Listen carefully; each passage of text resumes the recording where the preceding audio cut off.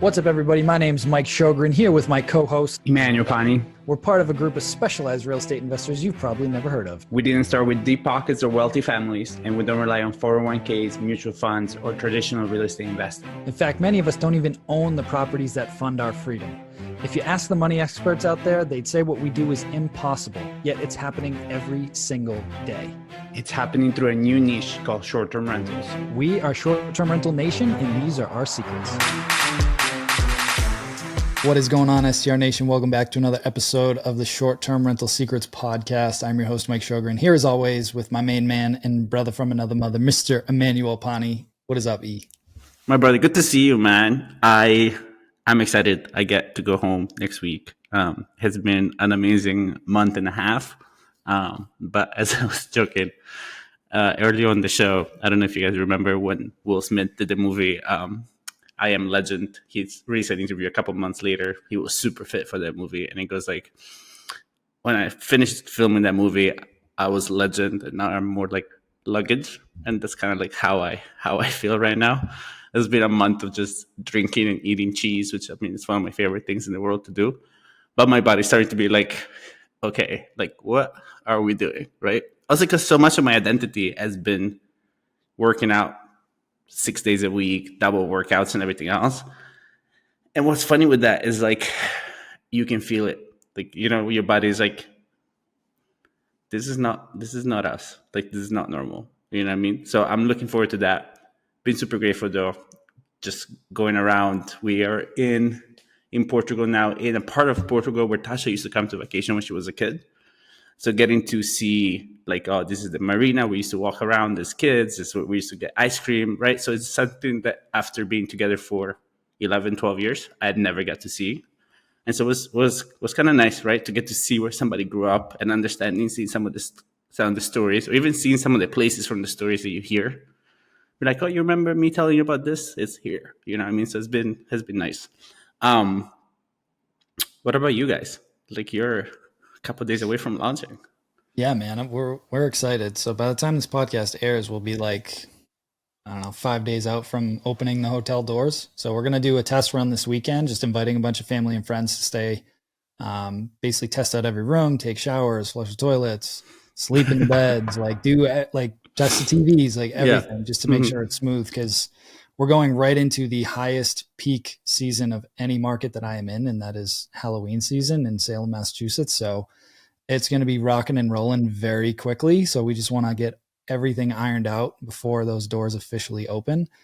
But it's looking like October 14th is the official open date. And I'm excited, man. It's been a long time coming. The last 2 months have been absolutely bananas to get this thing over the line. But it looks amazing. Like legit. Yeah, I'm proud of you guys. So it's called the Cove at Salem. If you guys haven't checked it out, you can go to coveatsalem.com. And that's at, like, spelled out AT.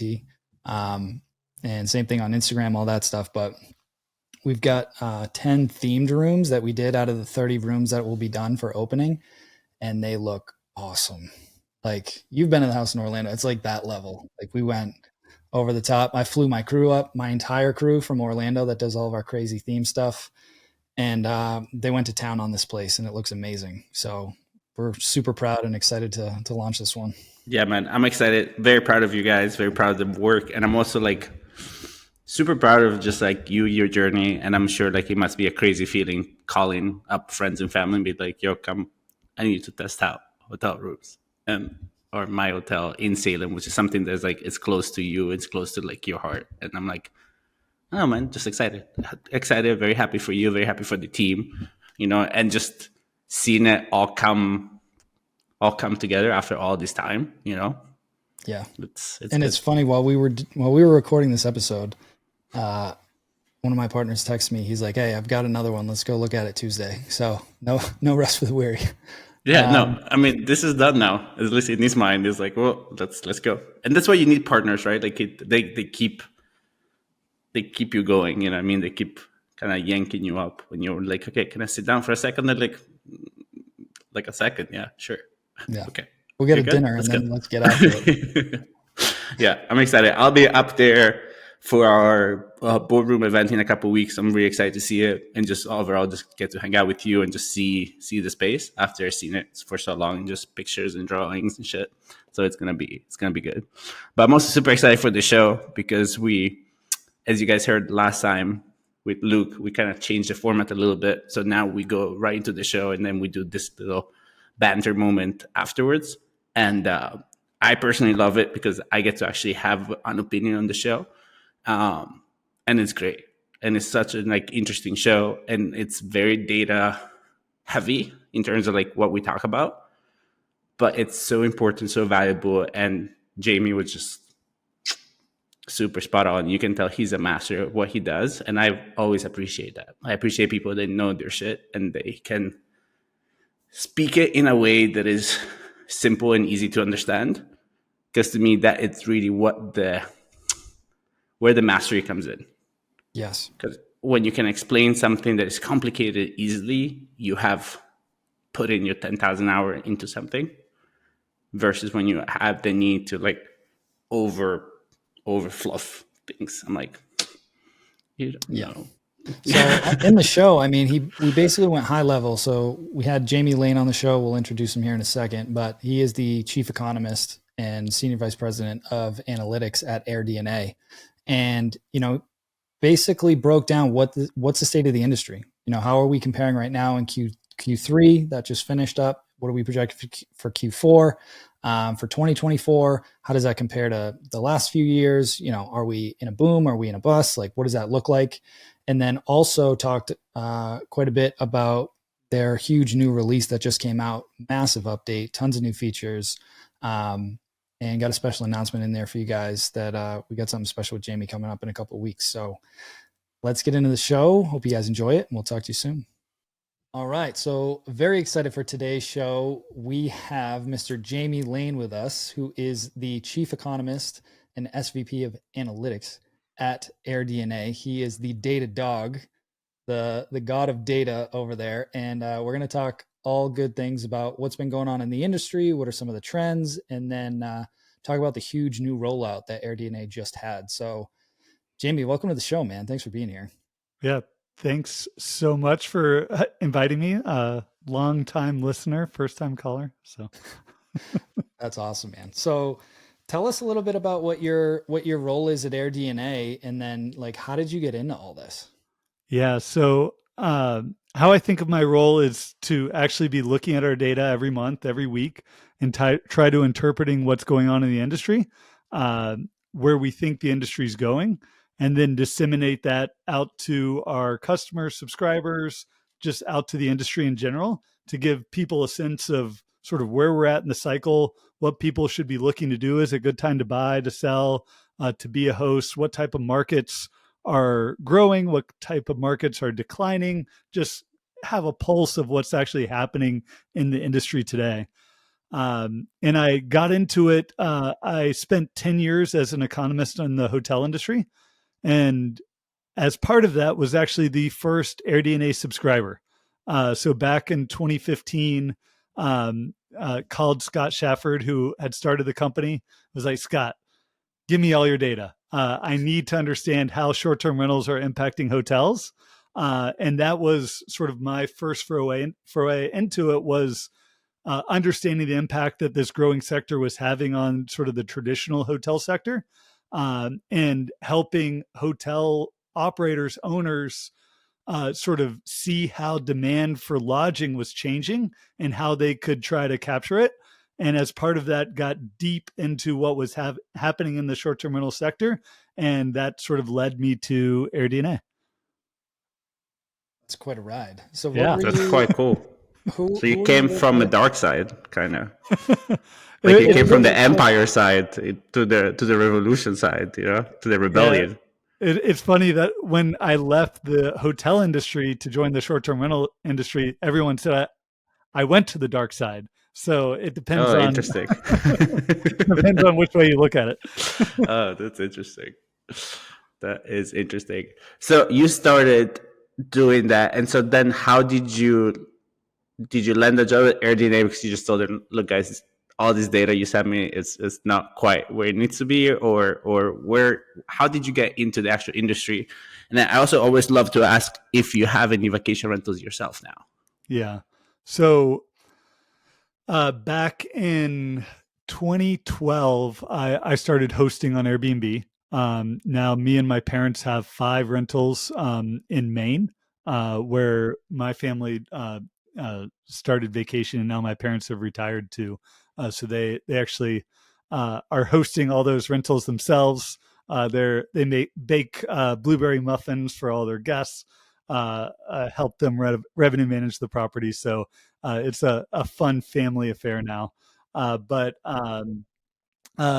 it's funny, pre AirDNA, I was paying anyone I could find to actually scrape the sites and put together data sets for me. So when I found AirDNA, I was like, oh, finally, someone that's actually tracking the industry in the way that I want, like not finding someone to scrape it once a month or once a year, like actually going through and looking at how many listings there are every single day, modeling out demand, and sort of building that time series. And that now is so valuable, being able to go back and see how the industry has evolved, what were the occupancies being earned back in 2015, 2016, when the industry was just sort of evolving, starting to professionalize. And now, and what I see is being able to structure the data in a way that makes it more usable, more discoverable to investors today. And the data sets really evolved immensely, and the insights we can pull out of it as well. I was gonna say, like at a certain point, I'm a data guy myself, right? And it's like I want all the data, but then at a certain point, it almost becomes like unmanageable because there's like too much information. So how do you whittle that down? And I'd imagine that's a lot of your focus on like, we have this immense amount of data. How do we actually make this usable for the everyday investor to help them make investing decisions? Yeah. And that's absolutely what we came in and tried to do. Like, and there's been changes over the past 3 years since I joined of that starting to sprinkle in. Like, and one is like real estate types. Like, I just want to tell, like, what's the difference in listing counts and performance of single family homes versus apartments and condos? Like, can't we differentiate the data there? And then, like, there's a big difference in markets between luxury properties and budget properties. So let's create a standardized definition. So what is a luxury property? So you can get in and see, okay, top 20% of properties in a market by ADR, controlling for room count, like just and pretty simple definition, but just a way to differentiate the cream of the crop in the bottom and sort of the mid, and then be able to filter the data that way. So we can see now, like, as occupancies decline, like, is it hurting budget properties? Is it hurting mid-scale properties? Is it hurting the luxury properties? And then among different location types, like some of the areas that are getting hurt hardest by the occupancy declines now are sort of luxury properties in mountain and coastal areas. And it would have been impossible for us to sort of discern that before we started going in and sort of structuring the data, make it easy.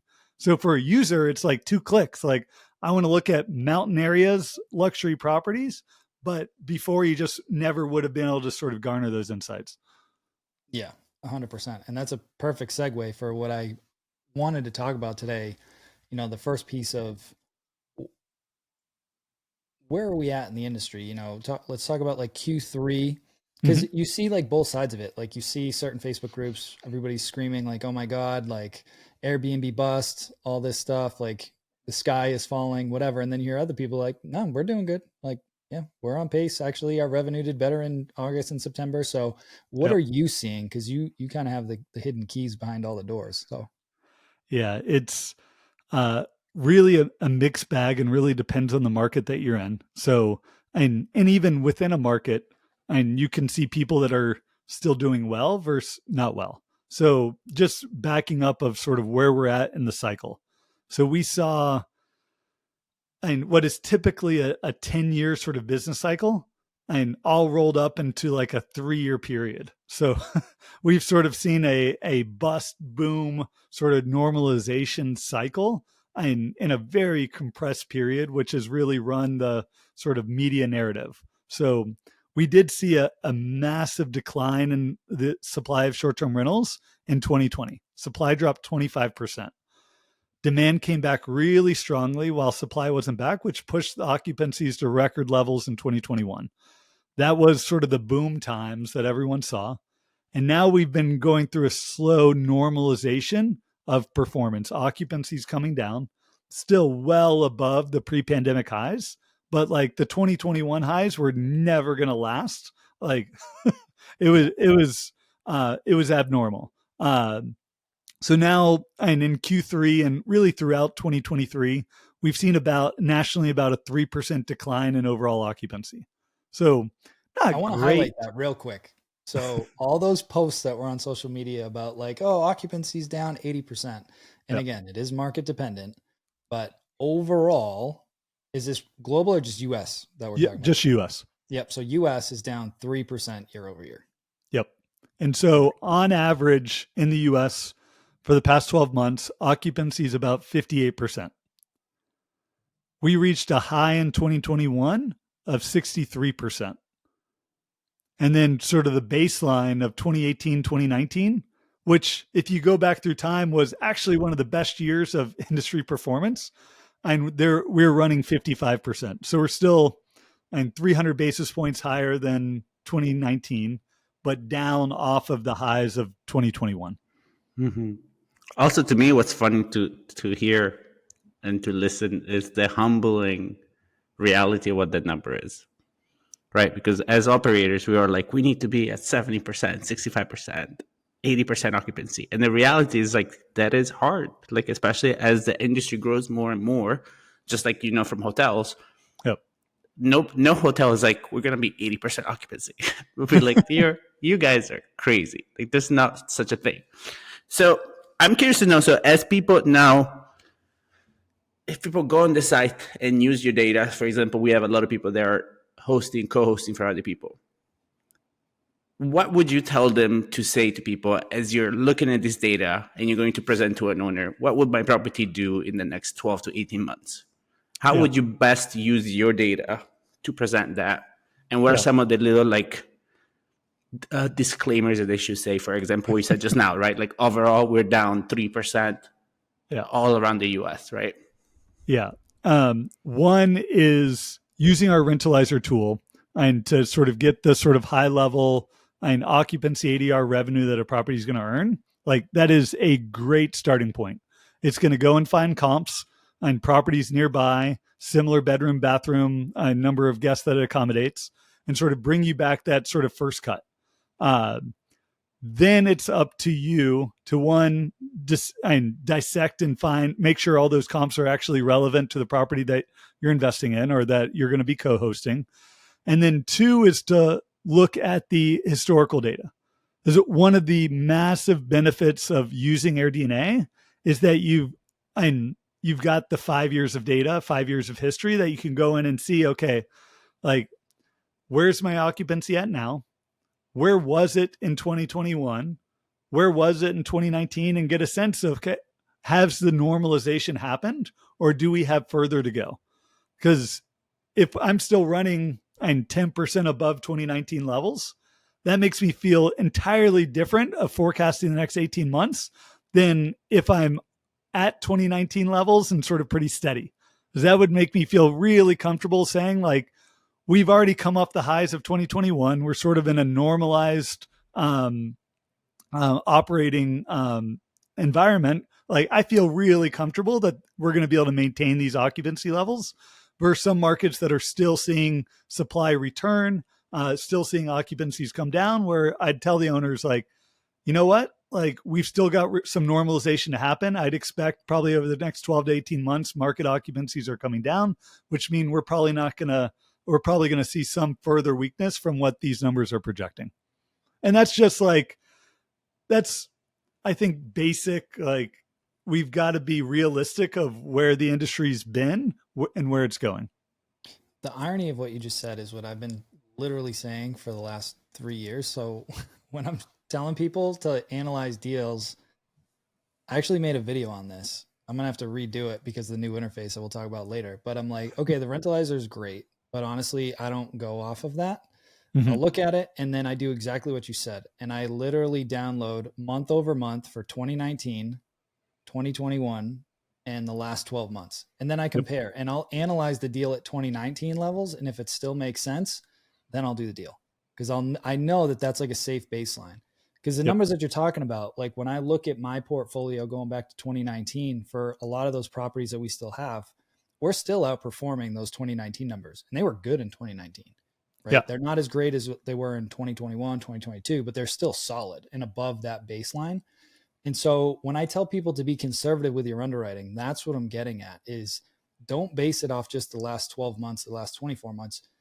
Go back and look at that 2019 baseline and then look at the supply and the demand that you can pull from AirDNA and say, okay, where is this trend going? Has demand increased? Because a lot of areas, they did get very popular during COVID, like the Smokies blew up and the Blue Ridge area and the Poconos and different areas that like were drivable destinations, that demand went way up. So what does the supply look like now? And just, you got to do a little bit more homework, not just, hey, I threw the address in the Rentalizer and I'm going to buy this deal. It's like, that's a good starting point, but don't make all of your investing decisions just off that.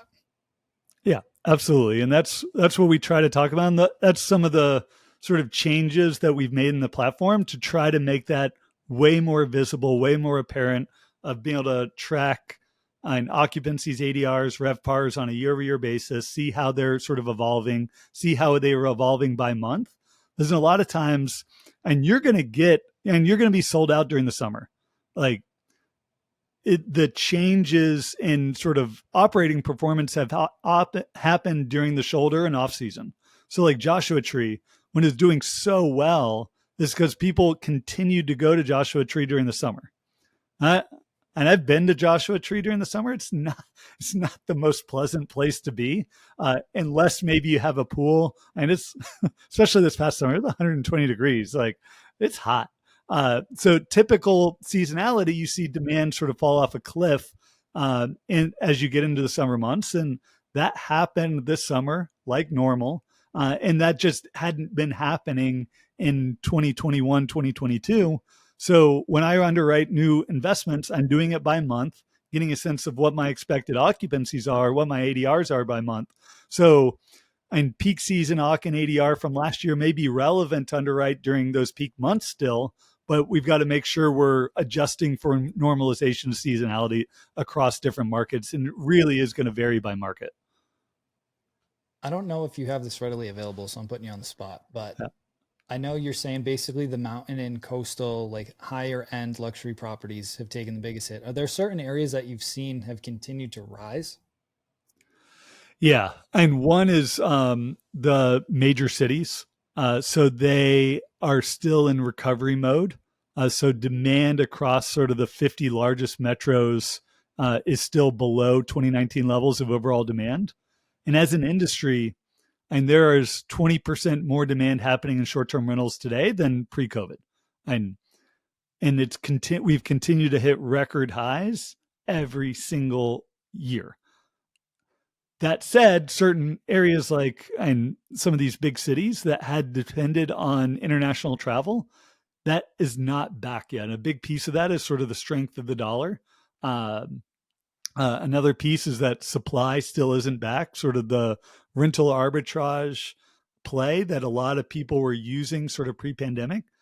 The numbers just don't pencil out as good as they were in 2018, 2019. So you haven't seen as much investment come back. Occupancies are still lower than they were in 2019. They never did actually recover. So like that's a question I get all the time, since we're seeing most markets seeing declining in revenue per available rental. So RevPAR metric.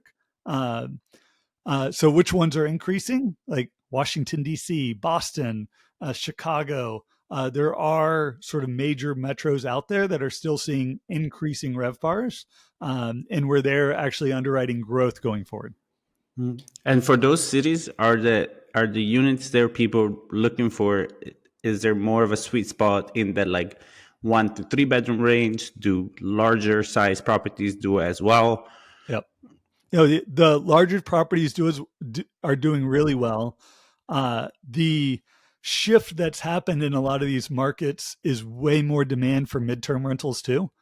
So stays longer than a week, up to maybe 6 months. The demand, because business demand still isn't back. And you see that in the hotel numbers, that business travelers aren't sort of doing the 1-2 day trips that they were doing in the past. They're going to come for a week. People and doctors, nurses, students, sort of all the sort of demand drivers that are moving towards cities are all there and all using short-term rentals for a week or longer stays.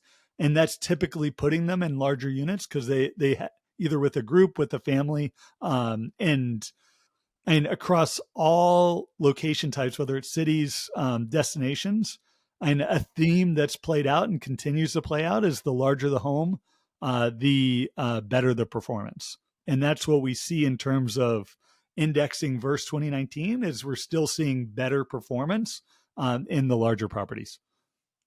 Interesting. So on the note of midterm rentals, this has been a really hot topic the last 12 to 18 months. Mm-hmm. Are there certain things people should look for, like in AirDNA? Because people ask me all the time, like, how should I analyze, a midterm rental? And I'm like, well, I don't really do a lot of those. We've got other people in the group that do, so I pass them over. But are there any things that they can do within AirDNA to gauge, like, will this perform well as a midterm rental in this market? Yeah, there aren't sort of great tools yet. We're looking at building things specifically for midterm rentals. I'll say there is common themes though, and it really centers around the type of demand. So most midterm rental demand is in sort of large to mid-sized cities. You're not going to find a lot of midterm rental demand at the beach, in the mountains. So it's looking around people and needing essentially temporary housing of where you're going to be living and working, which centers around sort of large metro areas. So when you think of sort of the digital nomad traveler, they just can't afford to go to the beach and work from there, but they can't afford to go to a different city, given how people sort of price those rates. So it's looking for population centers and then looking within those cities of what are going to be the demand drivers. So it's universities, it's hospitals, it's suburban areas of the cities. And you can go into the platform and see sort of the demand occupancy levels in certain subsets and different neighborhoods within those. And that's where you can get a good sense of, okay, I might not understand why someone's going there, but I can see in that submarket that it's actually running really high occupancies. And I can see for the type of like 3, 4, 5 and plus bedroom properties, and then what price tier, sort of hone in on what are the type of units that are getting booked and sort of form an investment strategy there. Mm. That's interesting that you mentioned like 3, 4, 5 bedroom houses, because I always think for midterm rentals, like 2 bedroom might be a sweet spot, but you're saying that you've seen it even for some of the larger properties. Yeah, especially in the suburban markets where and it can be, and it sort of played out. And in the past 2 years, we saw this great migration of people that wanted to move and they couldn't find permanent housing given that housing availability was so low. And people were fighting to buy homes in these cities. And so they still needed to move, but where were they going to live? They didn't want to sign a 1-year lease given that they were trying to buy. They wanted to be in the neighborhood they're trying to buy in. So they're using short-term rentals. They were there with their families. They sort of needed the larger homes, and then sort of renovation displacement, all these other reasons why you might need a short-term rental. So that's why I'd say it can vary dramatically. Like if you're next to a hospital and you're getting nurses, absolutely 1-2 bedroom condos. But if you're going out, it depends on the type of demand you're sort of going after. And that's why you've got to look across the spectrum and see what type of units are actually being occupied. Mm. So if we look ahead now, what are you seeing, I guess, for Q4 and then kind of beyond that? Yeah. For all the existing operators out there, this is sort of good news that supply growth is slowing. So we had seen 25% supply growth last year. and even more than that in certain markets. Like some of these big popular markets, we're seeing 40, 50% supply growth. Like Dallas last year, 40% supply growth. That was massive growth for that market. Across every location type, every market, we're seeing a slowdown in investment, which for existing operators, that's a great thing, right? You're seeing less new competition come in. We're still seeing supply growth, but just not as strong. Subsequently, we're still seeing growing demand. So across the U.S., demand is up about 10% in Q3. We expect it to be up another 8 to 9% in Q4. We expect overall supply growth to be about 10%. So supply is still outpacing demand, which means further occupancy declines. So we have another 2% year-over-year drop in occupancy forecasted for Q4. We expect ADRs, so the rates that we're able to get for our units, to essentially be flat versus last year. So last year we were raising rates 10%. This year we're lucky to maintain those rate increases. So, and with the sort of increased competition, declining occupancies, there's way more sort of pressure on rates, way more competition to lower rates to get people in your properties. We are seeing that revenue management is more important than ever in making sure that you're keeping your property occupied. That's and probably the number one difference between someone that's seeing a 2% decline in RevPAR versus a 10, 20, 30% decline is that you're trying to maybe too hard to maintain your rate. And it could be you need to drop your rate by 5% and you're going to see a 10, 15% increase in occupancy.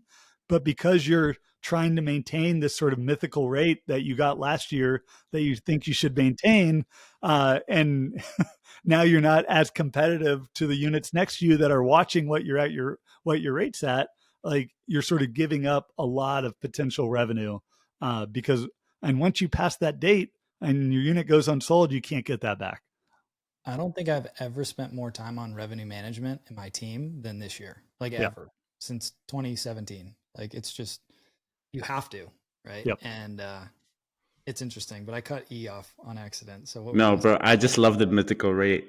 To me, that's such a funny thing. And I think the last 5 minutes of the show are super, super important for you to go back to, especially if you are somebody that is a co-host and is going to meet clients, for you to just be able to, like, even if you're not really understanding what was said, just write that shit down, bring it with you, and be able to repeat that in understanding it. Like, hey, this is the reality of where the market is going. This is supply and demand. This is what we're expecting. And this is what we should be ready for. Because again, like, my worst fear when it comes to people getting into this business is that you try to overpromise and you will ultimately underdeliver. This is a way for you to really give it just with the facts of, like, this is the reality of what's going on. And then you can play with your RevPAR, you can play with staying on top of your revenue management and make sure that you try to stay ahead of this curve. But the last 5 to 10 minutes of the show are so important for you to understand as you're going in front of clients. So you're like, hey, look, there's less supply coming on, but there's still more supply than what demand is. And so the supply, like, our occupancy is going to go down because that's just how the math works. And I cannot tell you that next year we're going to make more money because I'm holding on for dear life to the money that we're making now. And you should be grateful that we're making as much money as we did last year. And if you don't believe me, this is what the data is. It's not me telling you because I want my job to be easier. I listen to Jamie from AirDNA. Call him. If you have problems with him, just call him. It's not my fault. You know what I mean? But it's so important, guys, to, like, lean on the data when you have it because it makes your job easier. And how I describe where we're at in the cycle right now is, and we definitely saw a peak in 2021 in terms of revenue. Like we were 35% higher than pre-pandemic. Now we're 3% lower than we were at the peak. And ADRs are still outpaced the sort of occupancy declines, or at least kept up with it. So what we've done is we've plateaued at the peak. So just because we're at the peak doesn't mean we're going to have to start coming down off of that.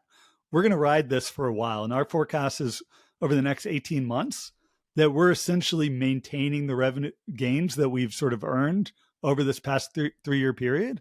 And not a lot of opportunity to gain revenue, except where and you can sort of find an ROI from new investment, sort of adding amenities and having better revenue management strategies, finding new pockets of demand in your market.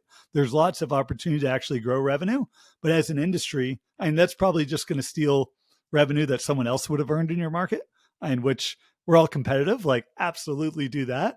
But in terms of overall demand, overall rates that people are going to pay, like we're essentially going to maintain the levels that we're at over the next 12 to 18 months. And then more than likely, and as long as we don't go through a deep recession, we're going to start growing from there. And again, like we're talking very, very macro right now, Yep. like countrywide. So I encourage you guys, and this is a good transition point to talk about the new updates, but get in there because you can easily pull all of this data for your specific markets. And I'd encourage you to also look at your surrounding markets. Like as an example, we've got properties in Beverly, Massachusetts, in Salem, Massachusetts. Salem absolutely smashes Beverly out of the water, and they're literally next door to each other. Yep. Right. And so like just if your property isn't performing as well, just do that little 30-minute loop around where you are and just see. You might be amazed at like, wow, this random town over here is absolutely thriving. Maybe the next deal should be over here. Or maybe I need to reposition over here. And that's a great sort of tee up for like how we changed the platform. So we entirely got rid of market subscriptions. So those of you that have come into AirDNA in the past would have known that, and you can see great data on a market, but you got to subscribe to that market. Like each market was like $100 a month. Like it was pretty price prohibitive to actually go in and be able to look at different markets, different performance. So we got rid of that entirely. So we moved to a model where you pay a monthly subscription fee. So either $15, $25 a month, and you get access to every single market across the entire world. So there's no longer the sort of restriction of like, yes, I subscribe to Beverly, and I don't even know that Salem's doing well because I'd have to pay another $100 a month to be able to see that data. So, and that's part of that sort of reasoning was how the industry is going. Of we're not all just investing in our backyard. We're not all just investing in a market that we maybe grew up visiting. That we have to all get smarter around where we're adding supply, what markets we're looking at, and we want to make it easy for people to do that and not make it. And it was just entirely too price prohibitive to actually do that. And we definitely heard that feedback and wanted to make a change. I appreciate it because I've been using it. I'm in Portugal and I've been using it in Portugal as I'm looking for houses, which is funny because again, like it's one of those things that happen as the industry grows. Because the more subscribe and the more users you guys have, this makes sense for you guys as well, right? And there's just so much more of what's happening in our industry. This is just going to continue to happen. That more and more better data and more users mean overall just a better product for everybody. And it's been super interesting. So what I asked you off air was, I know this is true for myself, but just because of how my brain works when it comes to softwares, but I feel like a lot of the times I have a subscription to a F1 race car and I use it to go to the grocery store and get groceries, right? And I'm not by any means insulting the car. I just don't know what I'm doing. So I use it for what it is that I do, right? So what are some of the uses of the new update that you would really want people to be like, hey guys, this is huge? Yeah. So I'll talk about one that's entirely new and then another one that was there, but just wasn't utilized as much as I thought people should be using it. So the one that's entirely new is essentially what you see when you click into AirDNA for the first time and choose a country. So instead of taking you to a specific market, like I think we took everyone to Santa Monica before, we now take you into a tile view of a list of markets. And what that does is and you can choose what you rank by. So I want to see every market sort of ranked by our market score, which markets are sort of best to invest in. So what we're sort of bringing to people first is and giving a sense of like where you should be looking. And you can start using the filters of, okay, I'm interested in properties in mountain locations between 100 and 500 listings in that city. And I'm looking at luxury entire homes.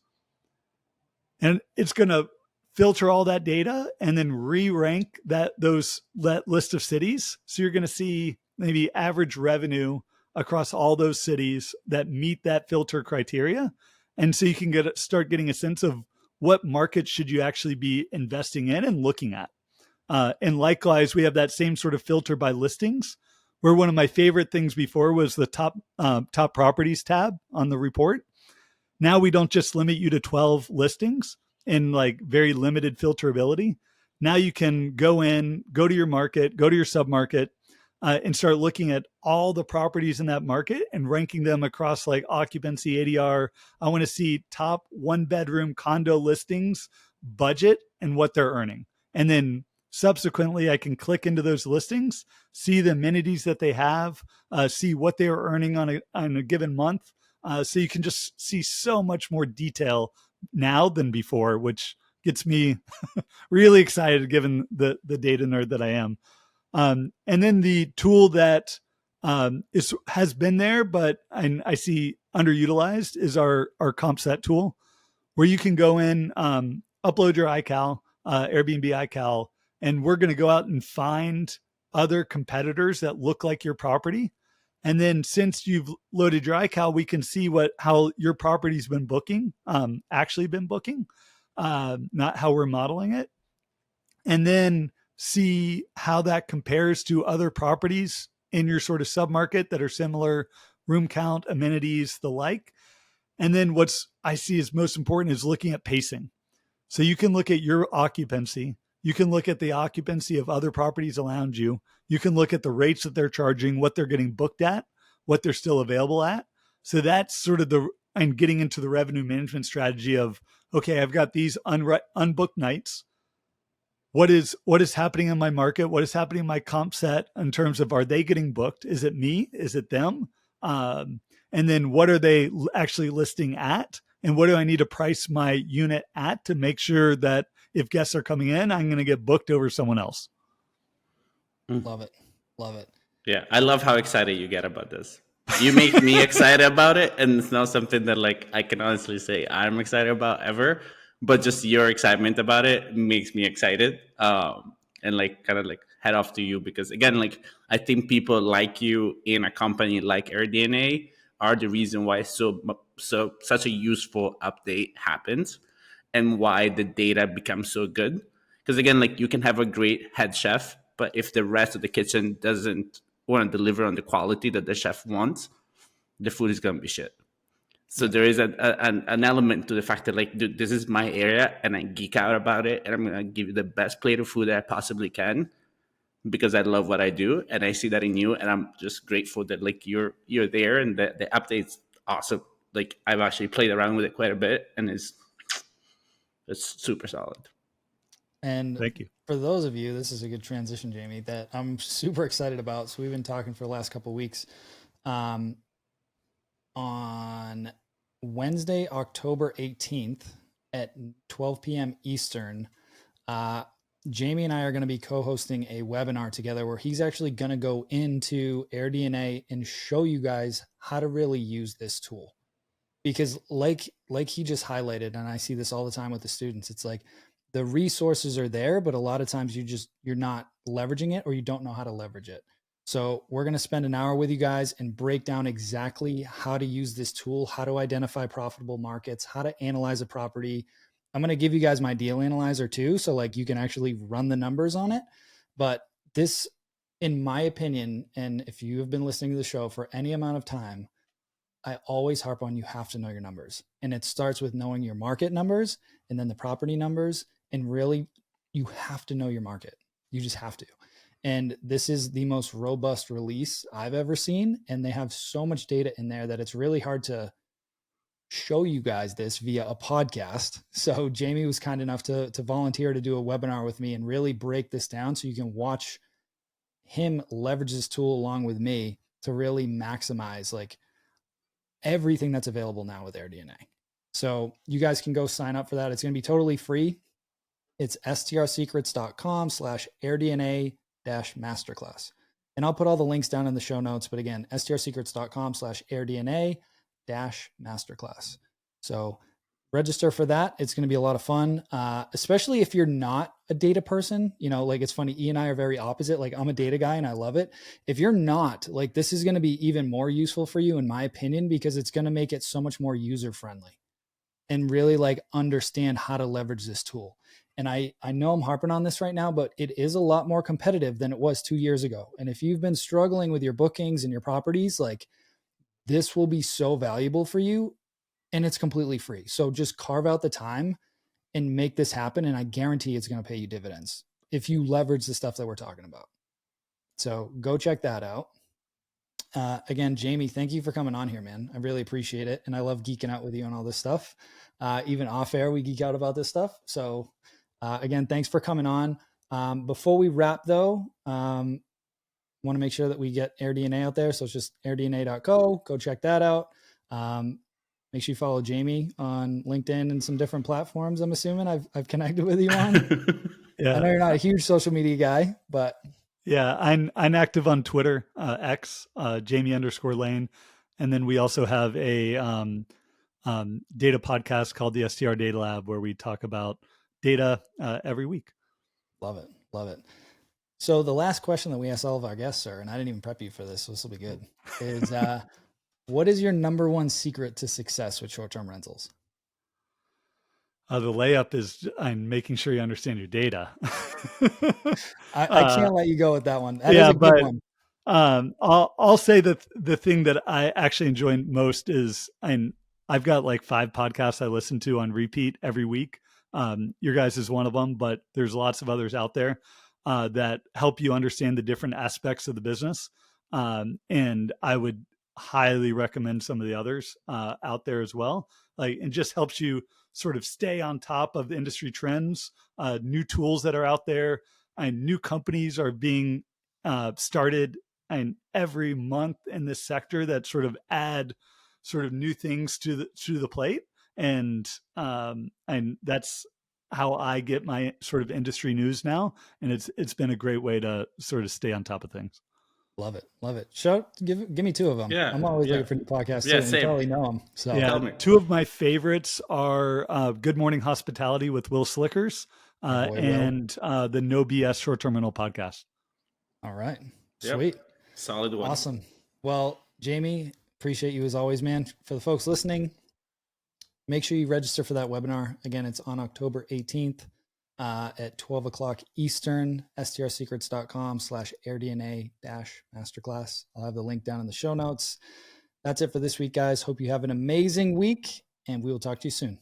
Hey, STR Nation, if you enjoyed this episode, please make sure to hit that subscribe button and leave us a review. And in the comments, let us know what topics you want us to cover on upcoming episodes, and we'll make sure to get that in the books for you. And if you really want to learn how to launch, automate, and scale your short-term rental business, if you want to go deeper, then check out our free masterclass at strsecrets.com.